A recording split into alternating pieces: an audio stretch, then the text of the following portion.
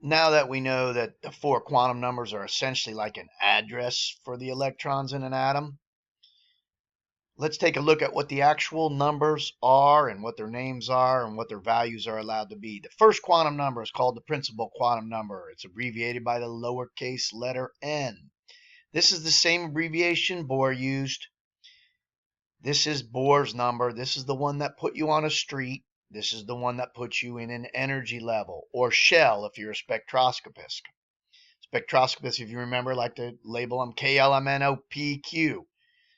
Well, quantum numbers, they like to do 1 through 7, and theoretically can go all the way up to infinity. That's how high that number could go. Theoretically, an atom could have as many levels as was needed, depending on how many electrons there were in that atom. This principal quantum number has a lot to do with the energy of the atom. The lower the number, the lower the energy the electron has. So electrons on the first level have a lower energy than on the second. The electrons on the seventh level have a lot higher energy. So the further out the electron is from the nucleus, the more energy it has. So the principal quantum number puts you on a level in the atom. It gives you a lot of the energy.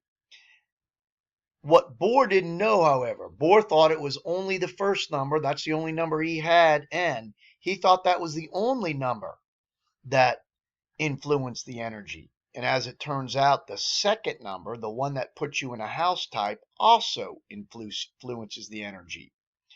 The second number, I should say house type, it puts you in a orbital type.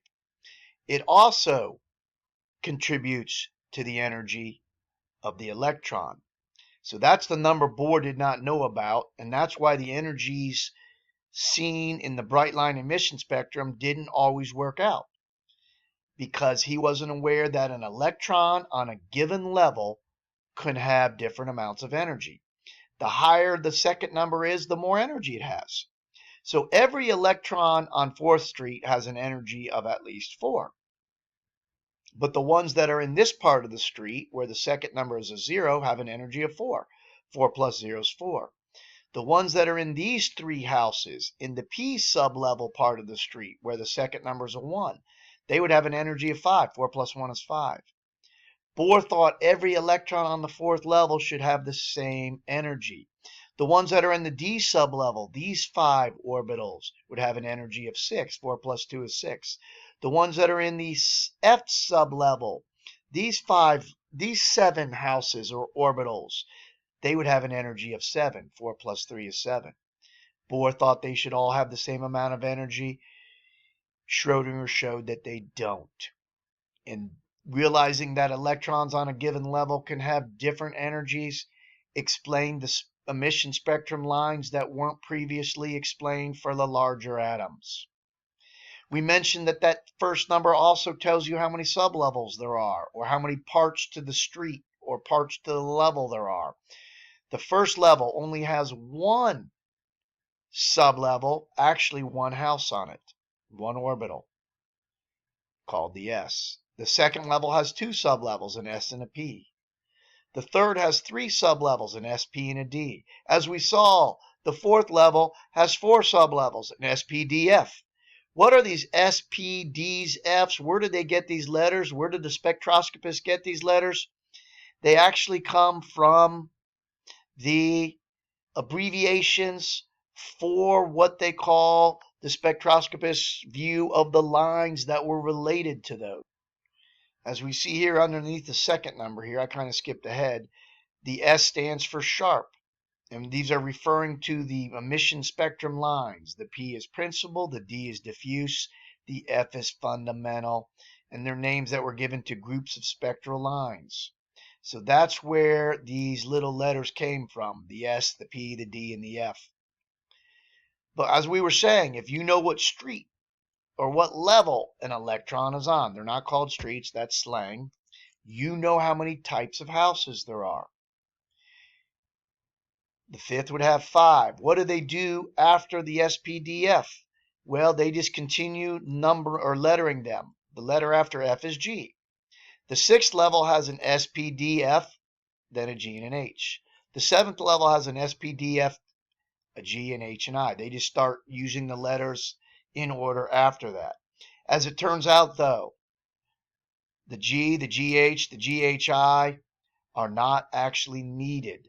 Those parts of the streets are not really needed because atoms don't have so many electrons that they need those parts of the street. So the first number again tells you how many sublevels there are. We already mentioned that the bigger the first number, the bigger the principal quantum number, the more energy it has. Its values can be 1 through 7. We also told you that it would reveal how many houses there were on the street. So if you take the first, or the level, if you take the first number and square it, that's how many houses there are, how many orbitals there are.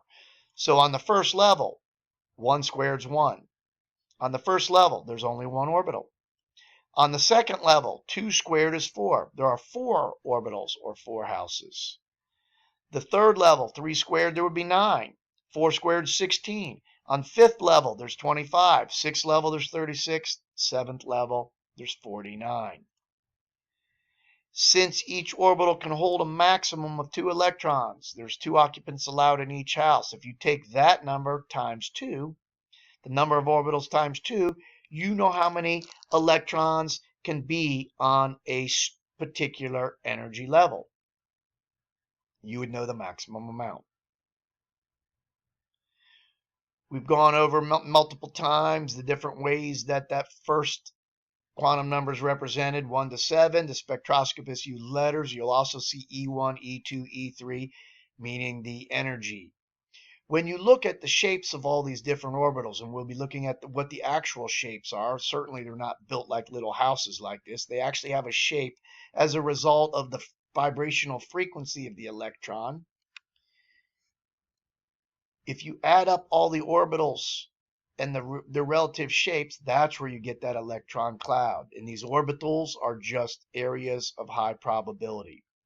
What about the second quantum number? As we mentioned, it is a code for the shape of the orbital. The second quantum number is called the angular momentum quantum number. It's sometimes called the azimuthal quantum number. It's abbreviated with the cursive lowercase l.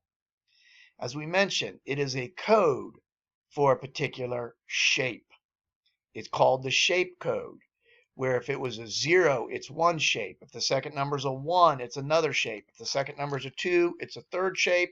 If the second number is a 3, it's a different shape. And the second number can go from 0 up to 3. When L equals 0, we already mentioned it was called the S sublevel.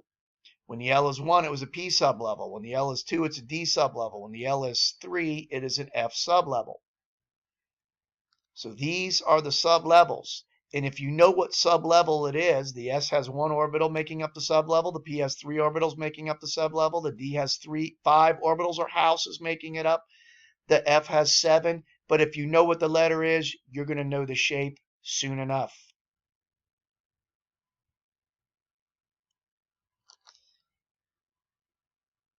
So what are the actual shapes? When the L is 0, it's in an S orbital. It makes up the S sublevel. Its shape is spherical. But the S doesn't stand for spherical. It actually stands for sharp. When L is 1, it's in the P sublevel. There are 3 P orbitals making up the P sublevel. There were 3 houses of that type. They're actually kind of hamburger bunned or dumbbell shaped. Here's the shape of the P's. They kind of look like hamburger buns. One goes along the x-axis, one goes along the z-axis, one goes along the y-axis. This is an s orbital. They're spherically shaped. When L equals 2, it's the d sublevel. And they're kind of shaped a little weird. They're kind of shaped like 4-leaf clovers, or maybe 4 balloons tied together. And there's 5 d orbitals making up the d sublevel. Here's their shapes. This way, there's some like little balloon looking things. This one's a little differently shaped. All 4 of them have very similar shapes, but one of them shaped a little different. It kind of has like a ring and 2 lobes, whereas the rest of them all have these like 4 lobes or 4-leaf clover shapes. Yet they all have the same energy. When you're in the D, the second number is 2, so these all have an energy of 2. When you were in a P, the second number was a 1. So when you're in a P, the orbital energy is 1. And you just add to it the street number, the energy level number, and you can get the actual energy of the electrons in those. The F, when L is 3, you're in the F sublevel. There were 7 F orbitals making up the F sublevel part of the street. There were the 7. But here's their actual shapes down here. I think it kind of looks like popcorn kernels that have been popped, but they're very funky shaped, very complex. Once again, though, if you know the number, if you know what the second number is, you know how many orbitals there are. So when the second number was a 0, there was only 1 orbital. When the second number is a 1, there were 3. And how do you know how many orbitals there are? If we look at this chart right down here, you can see the reminder. When L equals 0, if you just take 2 times the second number plus 1, that's how many orbitals there are. So when the second number is a 0, 2 times 0 plus 1 is 1. That's why there's 1 s orbital on a particular energy level. When the second number is a 1, 2 times 1 plus 1 is 3. So when the second number is a 1, there's 3 orbitals making up that sublevel. When it's a 2, 2 times 2 plus 1 is 5. So there are 5, 1, 2, 3, 4, 5 d orbitals making up the d sublevel. When the second number is a 3, 2 times 3 is 6 plus 1 is 7. That is where we get the 7 f orbitals making up the f sublevel. How do we know what sublevels were on a street? Remember, we mentioned that the street number or energy level number told you. If you knew you were on the first energy level, there's only one sublevel. Second, there were 2. Third, there were 3. Fourth, there were 4, as we saw. But how do they know that? It's because the second number is only allowed to be 0 to the first number minus 1. So the second number can always be a 0 on every energy level. So every energy level has a second number, electrons with the second number of 0. In other words, every energy level, remember when that second number was a 0, you are in the S sublevel. So every energy level has an S sublevel. When the second number is a 2, there were 2 sublevels possible. There's always a 0. 2 minus 1, that means there's a second number of 1 on the second level. When the second number was a 1, you were in the P. So the second level has an S and a P. When the first number is a 3, what sublevels would there be? There would be 3. But which ones are there? Well, there's always a 0, and then it goes up to 3 minus 1. 3 minus 1 is 2.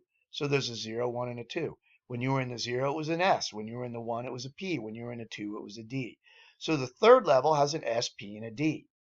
The fourth level, what numbers would we find on the fourth level? Well, there's always a 0, and then it's 4 minus 1. So it goes from 0 up to 4 minus 1. 4 minus 1 is 3. So when you're in the 0, there's an S. When you're in the 1, there's a P. When you're in the 2, that's a D. The fourth level would also have a 3, which is an F. That's how it works. Now we're going to get to an understanding. There's only 1 orbital making up the S. 2 electrons fit in there. So why does the first energy level only have 2 electrons possible? It's because there's an s orbital.